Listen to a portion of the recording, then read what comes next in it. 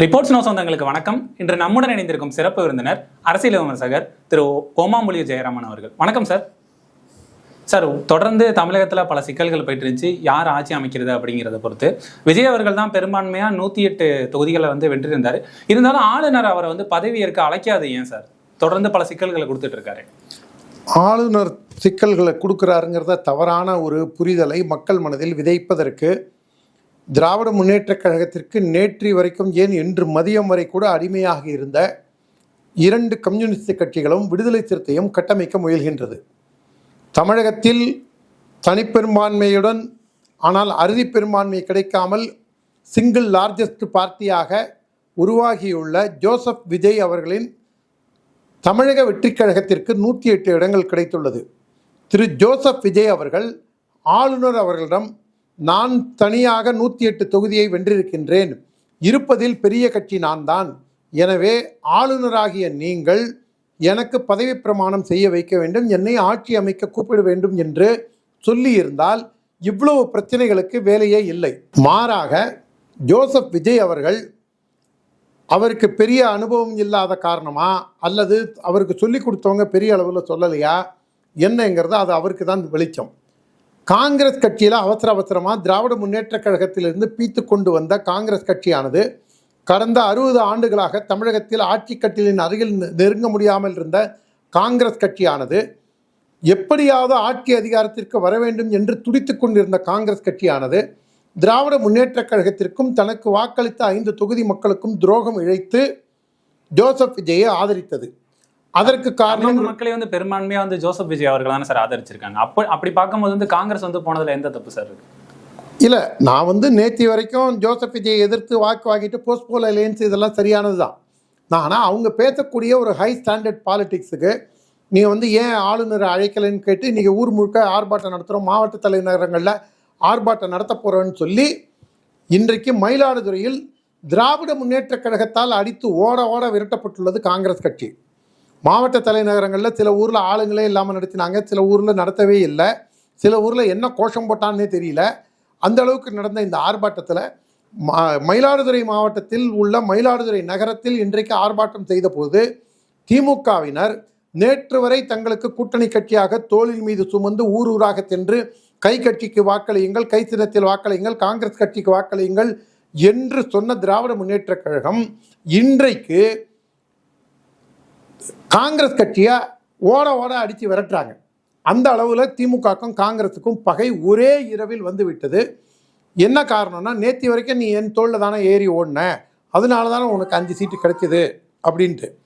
ஒருவேளை காங்கிரஸ் கட்சியானது தான் ஆட்சி கட்டலுக்கு வர வேண்டும் என்று நினைத்திருந்தால் அவங்க என்ன செஞ்சுருக்கணும்னா, விஜய் கட்சியோட அரசியல் இதுக்கு தேர்தலுக்கு முன்னாடியே கூட்டணி வச்சு போயிருந்தாங்கன்னா அரசியல் களமே வேறு மாதிரி இருந்திருக்கும். ஜோசப் விஜய்க்கும் 110க்கு மேலே கூட கிடைச்சிருக்கலாம், இடம் கிடைச்சிருக்கலாம். காங்கிரஸ் கட்சிக்கு இன்னும் அதிகமான இடங்கள் கிடைச்சிருக்கலாம், கிடைக்காமலும் போகலாம், அது வேறு. ஆனால் இந்த காரணத்தினால இப்படி ஒரு சூழ்நிலை இருக்குது. இதில் நீங்கள் இன்னொன்று பாருங்கள், பிஜேபியோட செயல்பாடு சரியாக இருக்கின்றது, ஆளுநருக்குன்னு பல இலக்குகள் இருக்கின்றது, ஆளுநருக்கு என்று எப்படி வேண்டாலும் செயல்பட முடியாது என்று இன்றைக்கு பிஜேபி சொல்லவில்லை. அதை தாண்டி திராவிட முன்னேற்ற கழகத்தை சார்ந்தவர் மீடியாவில் பேசக்கூடிய மீடியா ஸ்போக்ஸ் பர்சன் புத்தகத்தை எடுத்து வச்சுக்கிட்டு, ஆளுநருக்கு பாருங்கள் எவ்வளோ அதிகாரம் இருக்குது, ஆளுநர் இப்படி தான் செய்யணும், அப்படி தான் செய்யணும், இவங்க நினைக்கிற மாதிரி உடனே பதவி பிரமாணம் எடுத்து வைக்க முடியாது என்று திராவிட முன்னேற்ற கழகம் சொல்கின்றது. எந்த திராவிட முன்னேற்ற கழகம்? நேற்று வரைக்கும் கவர்னரை வசைப்பாடி தீர்த்த, ஆட்டுக்கு தாடியும் நாட்டுக்கு கவர்னரும் எதுக்கு என்று எதுகை மோனையில் பேசி மக்களை ஏமாற்றிய திராவிட முன்னேற்ற கழகம், நேற்று வரைக்கும் கவர்னரை ஒருமையில் திட்டி தீர்த்த திராவிட முன்னேற்ற கழகம், நேற்று வரைக்கும் அவமரியாதை செய்த திராவிட முன்னேற்ற கழகம், இன்றைக்கு கவர்னரை ஒரு தெய்வ சொரூபமாக பார்க்கின்றார்கள். அந்த அளவுக்கு திமுகவும் இதில் வீக்காகி போயிருக்கு. இல்லை, அதே திராவிட முன்னேற்ற கழகம் தானே சார் நாங்கள் எதிர்கட்சியாகவே இருந்துக்கிறோம், அவங்க ஆட்சி அமைக்கட்டும் அப்படிங்கிற மாதிரி இருக்கட்டும். அப்போ நேற்றுக்கு நீ கவர்னர் எத்தனை இன்னைக்கே ஆதரிக்கிற? நேற்றுக்கு கவர்னரே வேண்டான்னு, அப்புறம் எதுக்காக நீ இன்னைக்கு கவர்னர் தான், கவர்னர் எடுக்கிற முடிவு சரியான முடிவு தான், அவர் இன்னும் கொஞ்சம் கூட பொறுத்திருந்து போனோம் அப்படின்னு ஏன் சொல்லுது? என்ன காரணம்னா, திமுகவும் அதிமுகவும் கூட்டணி அமைக்கலாமா, அமைச்சால் ஆட்சி அமைக்க முடியுமா, அதற்கு அறுதி பெரும்பான்மை கிடைக்குமா என்றெல்லாம் பல கால்குலேஷன்லாம் ஓடி அதுக்காகத்தான் நேற்று காரணமே வந்து கவர்னர் தானே சார். நாங்க வந்து அதிமுக திமுக கூட்டணி கட்சிகள் வந்து இணைஞ்சு வந்தாலும் பெரும்பான்மை காட்டினா நான் அவங்களுக்கும் பதவி பிரமாணம் பெரும்பான்மை காட்டினால், அந்த வார்த்தையை கவனிங்க, பெரும்பான்மை காட்டினால் ஜோசப் விஜய் தனியா போய் எனக்கு 108 சீட் இருக்கு, நான் தான் சிங்கிள் லார்ஜஸ்ட் பார்ட்டி, என்னை கூப்பிடுங்கன்னு சொல்றதா ஆளுநர் ஆட்சி அமைக்க கூப்பிட்டுருக்க போறாரு. எங்கிட்ட 108+5 இருக்கு அப்படின்னு சொன்ன காரணத்தினால 113 வச்சிருக்க, இன்னும் 5 சீட் எங்க, அந்த 5 சீட்டோட வா. ஒன்று நீ வந்து கூட்டணி இல்லை, நான் தேர்தலில் நின்ன சிங்கிள் லார்ஜஸ்ட் பார்ட்டி என்னை கூப்பிடுன்னு சொல்லியிருக்கணும். அப்போ அவர் அழைக்கலைன்னா நீங்கள் சொல்கிறதுல அர்த்தம் இருக்குது. இல்லை எனக்கு கூட்டணி இருக்குது ஆனால் கம்மியாக இருக்குது அப்படின்னா எப்படி? குதிரை பேரத்தை அவரே கவர்னரே ஊக்குவிக்கணுமா? இது குதிரை பேரத்துக்கு தான் வழிவகுக்கும். அதனால தான் அவர் செய்யலை. அதை தாண்டி திராவிட முன்னேற்றக் கழகமும் அதிமுகவும் ஒன்று சேர்ந்தால் கூட நம்பர்ஸ் பிரச்சனை வரதுனால ஜோசப் விஜய்க்கு இருக்கக்கூடிய ஆதரவு கூட அவங்களுக்கு வராதுங்கிற காரணத்தினால்தான் நேற்று மதியம் கூட திருமாவளவன், ஓலா யூபர் வாயர் திருமாவளவன் அவர்களையும் 2 கம்யூனிஸ்ட் கட்சிகளையும் நேற்றைக்கு சென்று தங்களுடைய ஓனரான திராவிட முன்னேற்றக் கழக தலைவர் ஸ்டாலின் அவர்களை, முன்னாள் முதல்வர் ஸ்டாலின் அவர்களை சந்தித்தார்கள். இந்த லட்சணத்தில் இவனுங்கெல்லாம் சேர்ந்துட்டு என்ன சொன்னானுங்க? அடிமை கட்சி அதிமுக, அடிமை எடப்பாடி பழனிசாமி அப்படிலாம் பேசிட்டு இருந்தாங்க. இப்போ உண்மையான அடிமை யாரு? திருமாவளவனும் கம்யூனிஸ்டும் தான் திமுகவின் நிரந்தர கொத்தடிமை. அவங்க தனியா ஒரு முடிவு எடுத்திருக்காங்களா சார்? நாங்க திமுக விட்டு அந்த முடிவை நீ உங்க ஓனர்த்தை கேட்டுட்டு தானே எடுக்கிற. உனக்கு தனியா எடுக்கிற துப்பு இல்லையே. ஏன்னா நேற்றுக்கு வரைக்கும் நீ என்ன யோசிச்சேன்னா, நாளைக்கு விஜய் அரசியல் ரீதியா பலப்படாம போயிட்டா என்ன பண்றது, இன்னும் 2-3 வருஷம் கழிச்சு அவர் வீக் ஆயிட்டாருன்னா நம்ம திரும்பி திமுக பக்கம் போக முடியுமா, நம்ம திமுக ஒதுக்கி வச்சதுன்னா என்ன பண்றது அப்படிங்கிற பயம் தானே உங்களுக்கு. அதோட திருமாவளவன் வச்ச டிமாண்டெல்லாம் ரொம்ப பெரிய டிமாண்டாக வச்சுருந்துருக்காரு. எனக்கு துணை முதல்வர் வேணும், 3 மேயர் பதவி வேணும் அப்படின்லாம் காட்டுத்தனமான டிமாண்டெல்லாம் அவர் வச்சுருந்துருக்காரு. அது வந்து அவங்க ஓனர், அவங்க எஜமா ஸ்டாலின்கிட்ட போய் திருமாவளவன் கன்சல்ட் பண்ணதுக்கு அப்புறம் தான் இன்றைக்கி ஆதரவு கடிதம் கொடுக்குறாங்க. இவங்க கவர்னரை எதிர்த்து ஆர்ப்பாட்டம் பண்ணுவியா அப்படின்லாம் திருமாவளவன் கட்சியை சேர்ந்த சில பேர்லாம் சொன்னாங்க. கம்யூனிஸ்ட் கட்சி வந்து அவர் கவர்னரை எதிர்த்து பேச வேண்டும் அப்படிலாம் சொன்னாங்க. நீயே ஆதரவு கடிதம் கொடுக்கல. உன்னுடைய லிமிட்டில் இருக்கும்போது ஜனநாயகத்தை பாதுகாவலர் நீ அப்படின்னு சொன்னேன்னாக்க நீ ஆதரவு கடிதத்தை ஏன் முந்தா நாளே கொடுக்கல? அப்போ நீ இதில் அரசியல் செய்ய பார்க்குற. இன்றைக்கி கொடுத்த ஆதரவு இல்லை நான் கொடுக்கவே முடியாதுங்க, நான் நின்ன கூட்டணி திமுக கூட்டணிங்க அப்படி தான் சொல்லிட்டு போயிருக்கலாம்ல. உங்களுக்கு இரட்டை நிலைப்பாடு. நேற்று ஒரு பேச்சு, இன்றைக்கி ஒரு பேச்சு. இது வந்து இன்றைக்கி மட்டும் இல்லை, திருமாவளவனுக்கு தேர்தலுக்கு முன்னாடி விஜய் வந்து பி டீம் ஆஃப் பிஜேபி அப்படின்னாரு. இப்போ தேர்தல் முடிவுக்கு அப்புறம் என்ன சொல்கிறாரு? விஜய் பெற்றிருக்கிற வாக்குகள் பிஜேபிக்கு எதிரான வாக்குகள். இது என்னையா அது? வாயால் மட்டும்தாங்க ஒரு ஆள் பேச முடியும். மாற்றி மாற்றி மாற்றி மாற்றி பேசுறதுல திருமாவளவனை விட ஒரு பிஹெச்டியில் அவரே ஒரு யூனிவர்சிட்டி மாற்றி பேசுவதில். இதில் கவர்னர் செய்ததில் எந்த தவறும் கிடையாது. கவர்னர் சொன்னது அதிமுக பிஜேபி வந்தாலும் 118 வாங்க அப்படின்னாரு. இன்னைக்கு 118 கொடுத்துருக்காங்க, ஆட்சி அமைக்க கூப்பிட போகிறாரு. இதில் எந்த பிரச்சனையும் கிடையாது. வேணுன்னே எதா இருந்தாலும் பக்கத்து வீட்டில் சாக்கடை அடைச்சிக்கிச்சுன்னா கூட பிஜேபி காரணம், ரோடு முனையில் எருமாடு கத்துதுன்னா பிஜேபி காரணம். இந்த மாதிரி சம்பந்தம் இல்லாமல் உளரக்கூடிய இந்த உளறு வாயர்கள் இவங்க வந்து மக்கள், தமிழக மக்கள் மிக சிறப்பான செருப்படி கொடுத்தும் திருந்தாத இந்த ஜென்மங்கள். நான் ஏன் இந்த கடுமையான வார்த்தையை சொல்கிறேன்னா, பிஜேபியோட எதிர்ப்பு வாக்கில் anti BJP, anti Modi, anti RSS அப்படின்னு ஒரு நரேட்டிவை செட் பண்ணி அதுலேயே வாழ்ந்துட முடியும் அப்படின்னு நினச்சிட்டு இருந்த இந்த திமுக கூட்டணிக்கு இறைவனாக பார்த்து தர்ம தேவதை, நீதி தேவதை வழங்கிய தீர்ப்பு தான் இவர்களுக்கு மிகப்பெரிய தோல்வி. அந்த தோல்வியில் தமிழக முதல்வராக இருந்த ஸ்டாலினும் அடித்து செல்லப்பட்டு விட்டார். இதை தொடர்ந்து வந்து நம்ம பார்க்கும்போது இடதுசாரிகள் கட்சிகளாக இருக்கட்டும், இல்லை வந்து விசிகா எல்லாமே என்ன சொல்கிறாங்கன்னா, மே 10க்கு பிறகு வந்து ஆளுநர் அவர்களை தான் வந்து அவங்க ஆட்சிக்கு கைக்கு போயிடும், அது வரையும் அதுக்குள்ளே பெரும்பான்மை வந்து தவேக்காவால் நிரூபிக்க முடியலைனா, அதுக்கு பிறகு மே 10க்கு பிறகு ஆளுநர் கையில் ஆட்சி போயிட்டுனா பாஜக தான் அவங்கள வந்து ஆட்டி படைக்கும் அப்படிங்கிற மாரி தெரிவிக்கிறாங்க. இது தமிழகத்தில் பாஜக ஆள்ற ஒரு முற்போக்கில் தான் செயல்படுது அப்படிங்கிற மாதிரியும் சொல்லிட்டு இருக்காங்க. இல்லைங்க, நான் என்ன சொல்கிறேன், நீங்கள் அவ்வளோ கவலைப்படுற, நீங்கள் ஜனநாயகத்தின் பாதுகாவலர்கள் அப்படின்னு சொல்லிக்கக்கூடிய அந்த கம்யூனிஸ்டுகள் தான் ஒரு காட்டாட்சியை நடத்தி நாங்கள் 32 வருஷம் மேற்கு வங்கத்தில் ஆட்சியில் இருந்தோம். நாங்கள் இன்றைக்கி அங்கே எத்தனை சீட்டு ஜெயிச்சிருக்காங்க மேற்கு வங்கத்தில்? எனக்கு தெரிஞ்சு பெரிய சைபர்னு நினைக்கிறேன். அவங்களுடைய கட்சியை கூட காப்பாற்றிக்க முடியல. அவங்க கட்சி ஆஃபீஸை திரிணாமுல் காங்கிரஸ்காரங்க, மம்தா பானர்ஜி கட்சிக்காரங்க 15 வருஷம் அவங்க பிடுங்கி வச்சுருந்ததை இன்றைக்கி பிஜேபி ஆட்சிக்கு வந்த உடனே மீட்டு கொடுத்துருக்கு. யார் ஜனநாயகவாதி?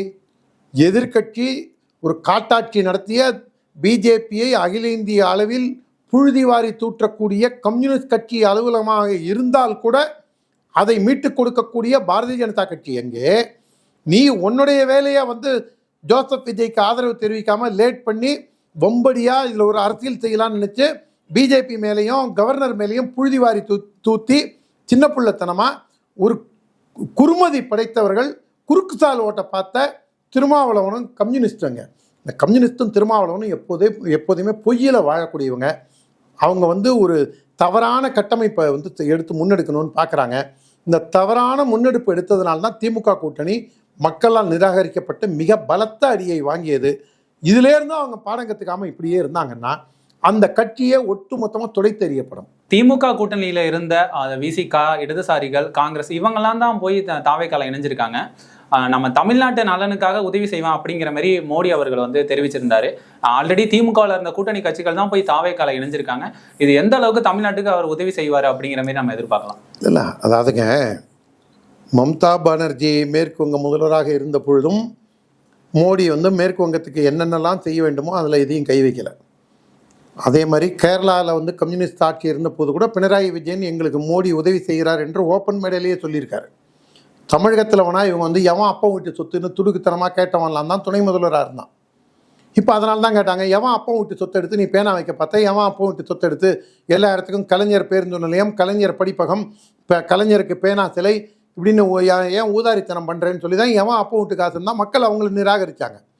அந்த ஆட்சிக்கு கூட ஒரு பைசா வைக்காமல் எவ்வளவு லட்சம் கோடிகளை மத்திய அரசு வாரி வழங்கி இருக்கின்றது. அப்படிலாம் இருந்து கூட இவங்க ஒரு அற்பத்தனமான கேவலமான அரசியல் செஞ்சதுக்கு தான் மக்கள் பார்த்தாங்க. இது பிஜேபி அதிமுக கூட்டணி ஜெயிக்குமா அப்படிங்கிற ஒரு எண்ணம் இருக்கும்போது, ஒருவேளை ஜோசப் விஜய் கட்சி இல்லாமல் இருந்தால் அதிமுக பிஜேபி கூட்டணி மிக பெரும்பான்மையில் ஜெயிச்சிருக்கும். மக்கள் என்றைக்குமே ஒரு தேடல்கள் நிறைந்தவர்கள். 89லேருந்து இந்த அரசியலை நீங்கள் பார்க்கும்போது 1989 ஜி.கே. மூப்பனார் 26 சீட்டு பிடிச்சார், 25% மேலே ஓட்டு வாங்கி. 96 மதிமுக தமிழ் மாநில காங்கிரஸ், 2006 விஜயகாந்த் கட்சி. இந்த மாதிரி தொடர்ந்து மாற்றங்களுக்காக தமிழகத்தில் ஒரு தேடுதல் 10-12% வாக்குகள் இருந்து கொண்டே இருக்கின்றது.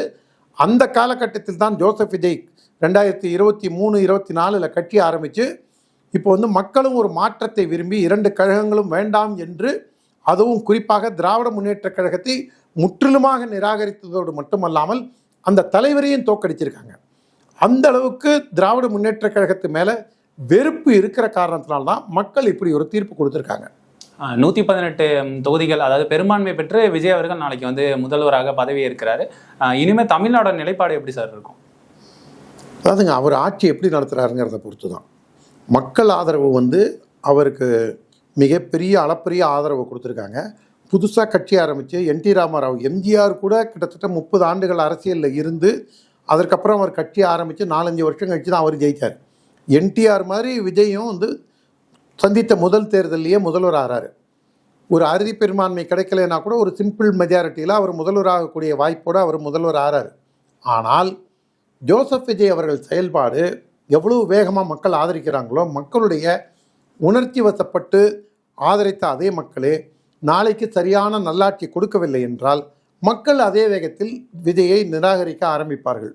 அது தீதும் நன்றும் பிறர் தர வாராங்கிற மாதிரி அது ஜோசப் விஜயோட ஆளுமையை பொறுத்து தான் இருக்கின்றது. மத்திய அரசு ஒரு நாளும் எந்த மாநிலத்தையும் வஞ்சித்ததல்ல. மத்திய அரசு தமிழகத்திற்கும் அதிகமான கவனத்துடன், இவர் முதல் முதல்வராகிறாரு, பெரிய அரசியல் அனுபவம் இல்லாதவர். அதனால் அதையெல்லாம் மனதில் கொண்டு மத்திய அரசானது வழக்கம் போல் தமிழகத்திற்கு பல நல்ல செயல்களை, நல்ல திட்டங்களை கொடுக்கும். திராவிட முன்னேற்ற கழக ஆட்சி போன்று காட்டுத்தனமாக எதாக இருந்தாலும் இது தமிழ்நாட்டுக்கு வேண்டாம் வேண்டாம் வேண்டாம்னு சொல்லி 40 எம்பிக்கள் ஜெயிச்சோம், எதுக்கும் வக்கு இல்லாமல் போய் அங்கே போய் போண்டா டீ சாப்பிட்டு வாசலில் நின்று கோஷம் போட்டு வரக்கூடிய ஒரு தற்குறி கட்சியாகத்தான் திராவிட முன்னேற்ற கழகம் இருந்தது. ஆனால் அதற்கு நேர்மாறாக 2017-21 ஆண்டுகளில் ஆண்ட எடப்பாடி பழனிசாமி அவர்களின் ஆட்சியிலே 11 மருத்துவக் கல்லூரி, அதன் மூலமாக ஆண்டுக்கு 550 மருத்துவர்கள், அதன் மூலம் ஒரு ஆண்டுக்கு 5500 மருத்துவர்கள், அதன் மூலமாக கிட்டத்தட்ட 55,000 புது மருத்துவர்கள், காவிரி மேலாண் வாரியம், எல்லா ஊர்லேயும் வந்து உங்களுக்கு பல்வேறு நலத்திட்ட உதவிகள், ஸ்மார்ட் சிட்டிஸ், விவசாய பல்கலைக்கழகம், விவசாய கல்லூரி என்று பல்வேறு நலத்திட்டங்களை மத்திய அரசு தமிழக அரசிற்கு 4 ஆண்டுகளில் வழங்கியது. 40 எம்பிக்களை வைத்திருந்த ஸ்டாலின் அவர்களுக்கு சாதுரியமாக இதனை பேசி பெற தெரியாமல் எவன் அப்பு விட்டு சொத்து எல்லாம் துச்சமாக பேசி கொடுத்த நிதியை இல்லைன்னு மக்கள்கிட்ட போய் புழுவி மோடிக்கு எதிராக ஒரு கட்டமைப்பை உருவாக்கி அதிலேயே குளிர்காண்டி ஜெயிச்சிடலாங்கிறதுக்கு தான் மக்கள் அவர்களுக்கு சம்மட்டி அடி கொடுத்துள்ளார்கள். எப்படி திமுக வந்து ஊடகங்களை அடிமையாக வைத்திருந்ததோ அதை போன்று விஜய் செயல்பட மாட்டார் என்று நம்புகிறேன். திராவிட முன்னேற்ற கழகம் போன்று செயல்படாமல் இருந்தாலே விஜய் அவர்கள் வெற்றி பெற்று விட முடியும். ஆனால் திமுக என்னெல்லாம் பேசியதோ, திமுக எதையெல்லாம் சொல்லியதோ, தந்தை பெரியார் என்று சொல்லியது, அது ஐகான் பெரியார் என்று தான் சொன்னார்கள். திராவிடம் இதை போன்ற விஷயங்கள் எல்லாம் எப்படி வேறுபட்டு இருக்கின்றார்கள், சித்தாந்த ரீதியில் வேறுபட்டாலும் ஆட்சி அதிகாரத்தில் ஜோசப் விஜய் எப்படி இருக்கின்றார் என்பதை பொறுத்துதான் இதை நாம் ஒரு கருத்திற்கு வர முடியும். எங்களோட இணைந்து பல்வேறு கருத்துக்களை பகிர்ந்ததற்கு நன்றி. வணக்கம், நன்றி.